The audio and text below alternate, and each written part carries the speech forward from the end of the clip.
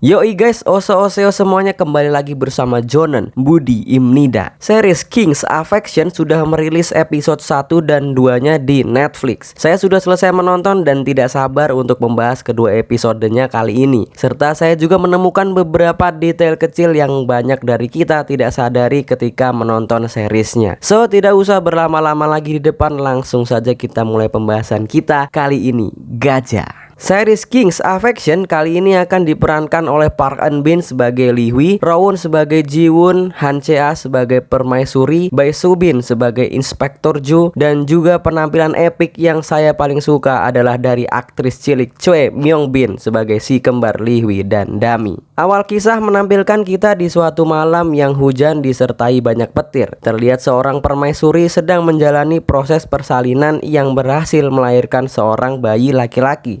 Saat kemudian semua orang di ruangan kembali dikejutkan oleh kontraksi susulan yang ternyata selama ini permaisuri telah mengandung sepasang anak kembar. Akhirnya anak kedua dari permaisuri itu berhasil lahir ke dunia dengan selamat yang berjenis kelamin perempuan. Di waktu yang sama, di ballroom kerajaan, Baginda Raja yang mendengar kabar kelahiran tersebut justru tak senang karena menurutnya kelahiran anak kembar terutama wanita bisa saja membahayakan kerajaan. Lalu seorang besan raja yang merupakan ayah permaisuri memerintahkan seorang inspektur kerajaan bernama Jong Sok Jo dan pasukannya untuk membunuh anak perempuan tersebut. Setelah membunuh semua pengawal, aksi Jong Sok Jo berhasil dihentikan oleh permaisuri yang mengatakan bahwa anak perempuan tersebut sudah meninggal sejak 5 menit dia dilahirkan. Akhirnya Jong Sok Jo beserta ayah permaisuri percaya dan meninggalkan ruangan tersebut. Ternyata permaisuri yang mengetahui aksi penyergapan tersebut menyiasati kematian putrinya dengan sebuah jarum yang mampu menghambat sementara sistem pernafasan, sehingga saat dicek bayi tersebut seperti tidak bernafas lagi. Agar keberadaannya tidak terekspos banyak orang, permaisuri lalu memerintahkan pengawalnya untuk mengasingkan bayi tersebut keluar kerajaan. Dan inilah dia kisah series King's Affection. Pada saat remaja, sepasang anak kembar tersebut jelas memiliki nasib hidup yang berbeda. Anak laki-laki yang diberi nama Lee Hui adalah seorang pangeran dan calon putra mahkota kerajaan. Sedangkan anak perempuan bernama Dami yang merupakan seorang dayang dan pelayan kerajaan. Namun suatu insiden akhirnya berhasil mempertemukan sepasang anak kembar ini. Walaupun awalnya kebingungan, Lee Hui langsung menawarkan sebuah pemikiran untuk memanfaatkan kemiripan wajah mereka dan bertukar identitas. Hal ini dilakukannya untuk menyamar sehingga bisa bertemu dengan gurunya yang sebentar lagi akan dieksekusi mati akibat membuat petisi yang memfitnah petinggi kerajaan. Setelah masing-masing melakukan penyamaran dengan baik, mereka akhirnya kembali beraktivitas menjadi diri mereka. Di lain tempat datang seorang anak laki-laki bernama Ji Woon yang melihat Dami sedang lewat dan kebetulan menjatuhkan sebuah selendang. Ji Woon yang sepertinya memiliki hati baik ini berencana mengejar Dami untuk mengembalikan selendang tersebut. Setelah mengejar dan menemukan Dami, mereka akhirnya berkenalan satu sama lain. Ji Woon lalu memberanikan diri mengajak Dami untuk kencan menghadiri sebuah festival yang diadakan oleh kerajaan nanti malam. Pada saat mereka ingin berpisah untuk pulang, ayah Ji Woon yang melihat anaknya sedang bersama seorang wanita justru lebih dikagetkan ketika melihat wajah Dami. Ternyata inspektur kerajaan Jong Sok Jo yang dulu telah diperintahkan untuk membunuh anak perempuan permaisuri adalah ayah Ji Woon. Namun ternyata pada saat yang sama Dami menyuruh Ji Woon untuk menunggunya di jembatan besok pagi. Ji Woon yang terlanjur senang langsung mengiyakan ajakan Dami tersebut. Di sisi lain ternyata Lee Hui telah menceritakan kepada ibunya bahwa ada seorang wanita yang sangat mirip dengannya. Mendengar hal itu, permaisuri langsung merasa bahwa perempuan yang dimaksud adalah putrinya. Karena penasaran, permaisuri memutuskan untuk diam-diam melihat kegiatan Dami dari kejauhan. Tak disangka aksi tersebut dilihat oleh ayah permaisuri yang membuatnya marah besar ketika tahu bahwa dahulu permaisuri telah berbohong. Ayah permaisuri yang kesal tersebut langsung memerintahkan Inspektur Jong Sok Jo untuk yang kedua kalinya membunuh Dami dan memastikan bahwa Dami kali ini harus benar-benar terbunuh. Jong Sok Jo akhirnya berhasil mengikuti Dami yang justru datang ke prosesi penghukuman mati dari guru sang pangeran Lee Hui. Lalu seorang inspektur kerajaan milik permaisuri yang melihat Dami dikejar oleh Inspektur Jo langsung membawanya kabur menjauhi kerumunan. Dan di situ ia sadar bahwa itu bukanlah Dami melainkan sang pangeran yang sedang bertukar identitas. Sadar kondisi pangeran dalam bahaya, Inspektur permaisuri langsung memerintahkan pangeran untuk menaiki kuda, sementara ia akan menghalang dan menghadang Inspektur Jo. Pangeran dengan sekuat tenaga kabur dengan kudanya dan memasuki hutan. Inspektur Jo yang sebelumnya berhasil memenangkan pertarungan langsung kembali mengejar pangeran dengan menaiki kuda dan berhasil menghentikan laju kuda si pangeran. Walaupun awalnya sempat ragu, akhirnya Inspektur Jo berhasil melesatkan anak panahnya dan mengenai tubuh si pangeran. Sementara itu Dami yang sedang menyamar menjadi pangeran bersikeras keluar kamar untuk menempati janjinya semalam dengan Jiwoo untuk bertemu di sebuah jembatan. Namun di tengah jalan menuju ke jembatan, Dami malah bertemu dengan ayah permaisuri yang mana itu adalah kakeknya sendiri. Di malam hari, permaisuri yang awalnya sangat sedih melihat Dami telah dibunuh seketika lebih dibuat terkejut lagi karena jasad yang ada di depannya merupakan tubuh dari Pangeran Lihui. Mengetahui hal tersebut, keesokan harinya permaisuri memberikan mandat bahwa seterusnya Dami akan menyamar menjadi Pangeran Lihui mulai saat itu. Dami yang mendengar berita bahwa pangeran telah tewas langsung dibuat sedih dan berduka, tak terkecuali teman sepermainan pangeran ini yang bernama Bogdong. Tiba di malam hari, Dami yang sedang mencari udara segar mendapati sekumpulan orang yang berdiri di depan jasad pangeran. Mereka diantara lain adalah permaisuri, ayah permaisuri, dan juga Inspektur Jong Sok Jo. Dan di sini akhirnya Dami mengetahui bahwa yang sebenarnya akan dibunuh adalah dirinya, serta Dami lebih dikagetkan lagi ketika mendengar dirinya merupakan saudara kembar dari pangeran. Melihat Dami yang lama hidup di pengasingan dan belum ada jam terbang menjadi seorang pangeran, permaisuri pun mengajarkan kiat-kiat menjadi pangeran sekaligus memberitahu segala kegiatan yang biasanya dilakukan setiap hari oleh seorang pangeran. Namun karena Dami punya hati yang lugu dan lembut, ia terkadang masih tak sengaja melakukan hal-hal yang bukan mencerminkan seorang pangeran, seperti halnya beberes tempat tidur hingga membersihkan serpian kaca dengan tangannya sendiri. Hari pun berganti ketika hari ulang tahun pangeran sedang digelar. Di sana banyak sekali keluarga kerajaan yang hadir dan Bogdong pun membantu Dami mengenalkan kerabat kerajaan tersebut. Di situ juga terlihat Hyun, sepupu pangeran, dan juga kakek mereka yaitu ayah permaisuri. Mengetahui hal yang dilakukan kakeknya semalam membuat Dami gugup, mual, dan akhirnya muntah di kamarnya. Belum selesai muntah, Dami sudah dikejutkan dengan kedatangan Jiwon ke kamarnya. Jiwon datang untuk mengucapkan selamat ulang tahun kepada pangeran setelah sebelumnya ia dibuat kagum dengan pangeran karena mendengar cerita dari Dami kepadanya. Di sini akhirnya Dami tahu bahwa Jiwon merupakan anak dari Inspektur Jong Sok Jo, orang yang telah berusaha membunuhnya. Jiwon juga memberitahu bahwa dirinya akan pergi menimba ilmu di negeri Ming atau Tiongkok dan berharap setelah kepulangannya nanti ia akan menjadi mentor atau guru dari pangeran. Dami lalu memberikan 2 buah dadu yang sebelumnya ingin ia berikan kepada Jiwon pada saat pertemuan mereka di jembatan. Di tempat lain, seorang anak bernama Wall-E yang juga merupakan teman Dami menanyakan pada Inspektur Jo apakah ia mengetahui keberadaan Dami. Mengerti bahwa dirinya terancam, Inspektur Jo kemudian berusaha membawa Wall-E ke tempat sepi untuk kemudian membunuhnya. Namun aksi tersebut berhasil digagalkan oleh Jiwon yang ternyata diam-diam mengikuti ayahnya dari belakang. Namun setelah kembali berlari ke dalam hutan, kali ini Inspektur Jo berhasil membunuh Wall-E tanpa sempat digagalkan oleh Jiwon. Dan rupanya di balik pepohonan, Dami juga ikut menyaksikan aksi keji yang merenggut nyawa temannya tersebut. Malam harinya seisi kerajaan dihebohkan dengan hilangnya si pangeran. Ternyata Dami sedang termenung dan syok melihat semua kejadian yang selama ini menimpanya. Setelah berhasil ditemukan, Dami kemudian curhat kepada ibunya bahwa ia sangat marah dan tidak akan pernah bisa memaafkan orang-orang yang telah membunuh pangeran dan Wall-E. Dan hal itulah yang membuat Dami bertekad dan sungguh-sungguh untuk menjadi seorang pangeran. Suatu hari permaisuri tiba-tiba saja jatuh sakit dan sedang mengalami kondisi kritis. Dami yang selama ini sudah kehilangan orang-orang terdekatnya kembali dibuat sedih dengan hal itu. Akhirnya permaisuri menghembuskan nafas terakhirnya setelah kedatangan putra mahkota. Waktu pun akhirnya berlalu hingga 10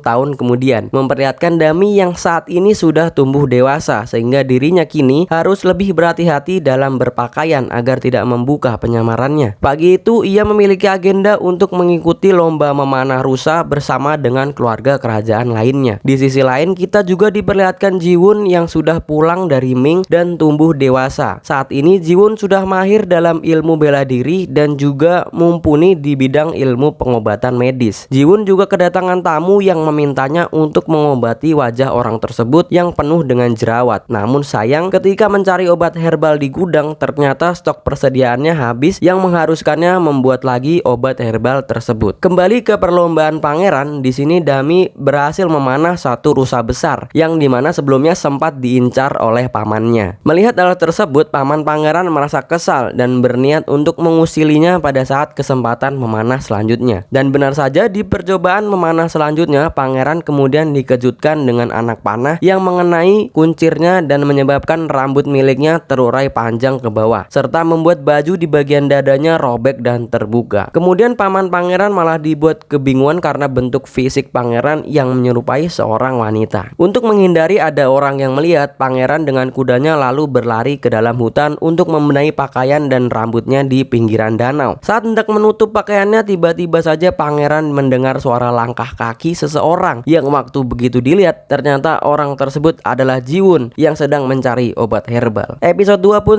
berhasil ditutup dengan masih happy ending. Perlu untuk diketahui bahwa series King's Affection diadaptasi dari sebuah manhwa atau komik buatan Korea Selatan berjudul Yeonmo yang ditulis oleh seorang penulis bernama Lee Soo-young pada tahun 2011 sampai 2014. Namun walaupun diadaptasi dari sebuah manhwa, namun sepertinya series ini tidak terlalu mengikuti plot ceritanya persis seperti di komik. Nah, sekarang adalah waktunya kita untuk membahas beberapa detail menarik yang saya temukan selama menonton episode 1 dan 2 dari series King's Affection ini. Pemeran Pangeran Liwi dan Dami, kedua saudara kembar ini, ternyata diperankan oleh orang yang sama, yaitu seorang aktris cilik bernama Choi Myung-bin. Aktris dan model kelahiran 2008 ini ternyata sudah tidak perlu diragukan lagi keahlian beraktingnya. Terbukti dari dirinya yang telah banyak mengambil peran di berbagai series sebelumnya, yang tak sedikit series tersebut yang menuai kesuksesan. Beberapa series terkenal yang sempat menampilkan Choi Myung-bin sebagai karakternya adalah series Itaewon Class, 100 Days My Prince, dan juga Kill It. Seakan memiliki spesialis memerankan karakter muda, semua series yang saya sebutkan tadi, Choi Myung-bin berhasil memerankan karakter muda dari tokoh utamanya. Karakter Inspektur Jong Sok-jo atau ayah Ji-won secara tidak kita sadari telah gagal 2 kali untuk membunuh Dami. Yang pertama, ketika dirinya gagal karena ditipu oleh permaisuri yang mengatakan kalau anak putrinya sudah tewas sejak 5 menit setelah dilahirkan, yang padahal anak tersebut hanya dipasangkan sebuah jarum yang mampu menghambat sementara sistem pernafasan. Percobaan pembunuhan kedua, kali ini Inspektur Jo tidak hanya gagal melainkan sudah salah membunuh orang yang justru malah si Pangeran Liwi. Memang pada saat itu pangeran posisinya sedang menyamar menjadi sosok Dami untuk menghadiri proses penghukuman mati gurunya. Inspektur Jo yang salah mengira malah langsung membunuh anak tersebut tanpa menghiraukan arahan dari Inspektur Permaisuri. Dan bahkan sampai saat ini pun Inspektur Jo masih tidak mengetahui bahwa ia telah membunuh orang yang salah. Dengan beberapa fakta kegagalan yang dialami oleh Inspektur Jo, ini menandakan bahwa Inspektur Jo memang sudah ditakdirkan untuk tidak bisa membunuh Dami sampai kapanpun. Kita masih belum diberitahu tentang mengapa anak kembar, terutama perempuan, harus dibunuh ketika dilahirkan. Di dalam ceritanya hanya diberitahu bahwa anak kembar perempuan bisa membahayakan kerajaan. Dalam hal apa? Mungkinkah waktu kelahiran Dami yang pada saat itu sedang turun hujan deras dan disertai banyak petir yang merupakan pertanda bahwa ia dilindungi oleh sosok seorang dewa? Intinya percobaan pembunuhan terhadap Dami oleh Inspektur Jo tidak akan berhenti di sini. Saya yakin di depan akan ada aksi yang lebih brutal lagi dan sengaja ditujukan untuk membunuh Dami kembali. Lalu kalau kita melihat pada scene Dami dan Ji-won yang sedang terjatuh dan tenggelam di kolam untuk menyelamatkan sebuah buku. Nah, buku tersebut berjudul Zozuan. Di dunia nyata ternyata juga ada buku yang berjudul sama, yang merupakan sebuah buku naratif yang bercerita tentang sejarah Tiongkok. Kitab ini terdiri dari 30